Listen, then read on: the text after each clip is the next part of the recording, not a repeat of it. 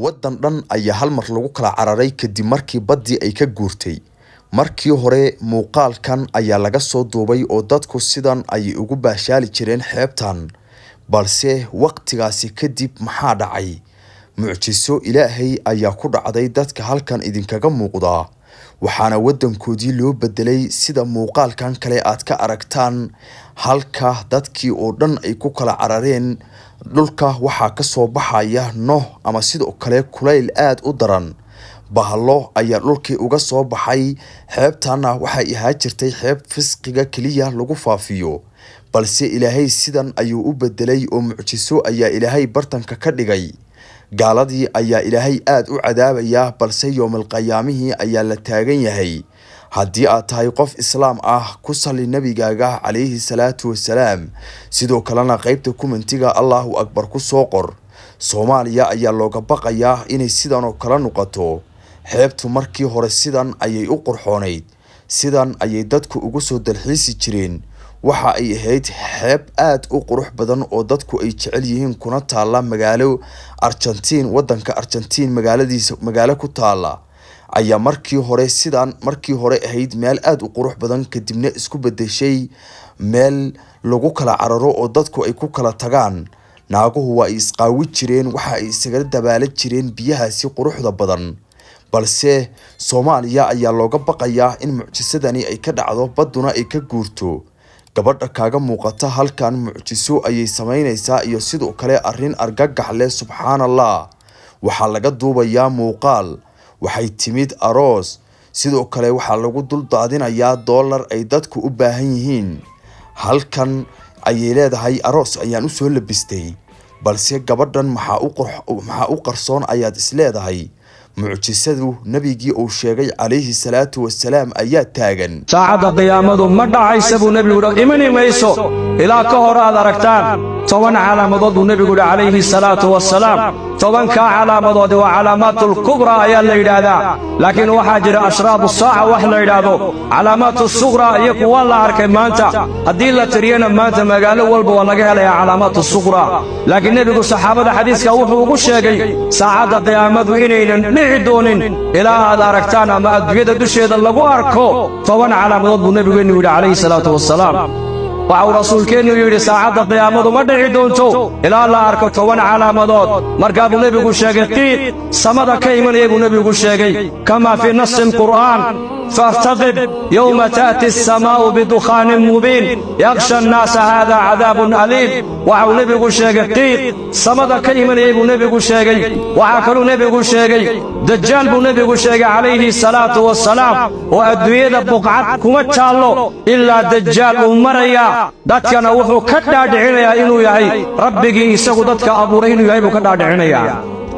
على مدى صدحات بو نبيغو دوادابت دولك كصوبة حيسا buurta safan la yidhaahdo inna safa wal marwa sakhradaa bay ka soo baxaysaa, iyaduna adduunyada oo dhan bay maraysaa. qof kastoo adduunyada ku yaallaba iyuu nebigu waa ishaabadayn, waxa qof walba uu yahayna waa ku qormi doontaa buu rasuulku yidhi. muuminka muumin bay ku shaabadayn, kaafirkana kaafir bay ku shaabadayn. waxaa kaluu nebigu sheegay inuu imanayo nebi ciise calayhi salaam.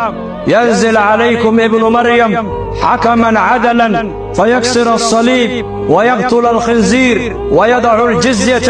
نبي عيسى عليه السلام أيا دشينا كسو دقدو نبو رسولكو يري حكما نسوغو حاكما شريعة الإسلام قد يدكو حكومي دونا وعدالة فلي دونا ظلمي ما انت أقل والبا يا مجتمع والبا السامي وكرفعي دونا صليب قالدو هيدادان. نبي عيسى لغو حرون لغو دلدلين وجبين دونا عدالة الإسلام قد يدكو حكومي دونا أبو رسولكو يري. وعاكلوا نبيغو شيغا ياجوج وماجوج يكن الله فريدون ابو رسولكو يري. wadhalinyaro ilaahay ha loo soo noqdo. mucjisooyinka dunida ka dhacay run ahaantii waxaa arkay dhowr sheekh oo ka hadlaya, waxayna run ahaantii noqotay mid kamid ah mucjisooyinkii abi taariikhda kuwa la arko kuwii ugu darnaa. waddanka Argentina haddaynu ka horeyno gebi ahaanba baddii ayaa caariday oo maraakiibtii uga tagtay iyaga oo meel cidla ah taagan. oo markii ugu horeysay mucjiso noocaas dunida laga arko.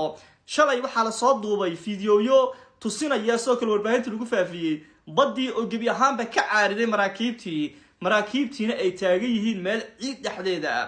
waxaa la socotay Nepal iyo sidoo kale xuduudka Nepal iyo China u dhaxeeya in gebi ahaanba daadad ma ahayne webi soo fatahay ama gacani uu qaaday ummadii halkaa deganeed gebi ahaanba oo dhulka ku daray iyada oo roob da'in taas oo run ahaantii dhowr sheekh ay ka hadlayeen waxayna sheegeen arrimaha noocan run ahaantii inay yihiin arrimo wax ku qaadasho u mudan qof kaste oo run ahaantii waqti xaadirkan iska jiifa oo run ahaantii sii jeeda kulay labada mucjiso ee dunida ka dhacay 24 saac ugu dambeeyay ama 42 saac ugu dambeeyay waxay noqdeen kuwa run ahaantii aad iyo aad looga hadalhayo. mucjisooyinka adduunka iska daba dhacaya waxaa ka mid ah Chinaha ayaa hal mar ooda looga soo qaaday biyo aad u culus oo tankoodu uu sareeyo waxaana ku baaba'ay dad gaaraya 3,033 oo qof biyahaasi ayay baabah ku noqdeen.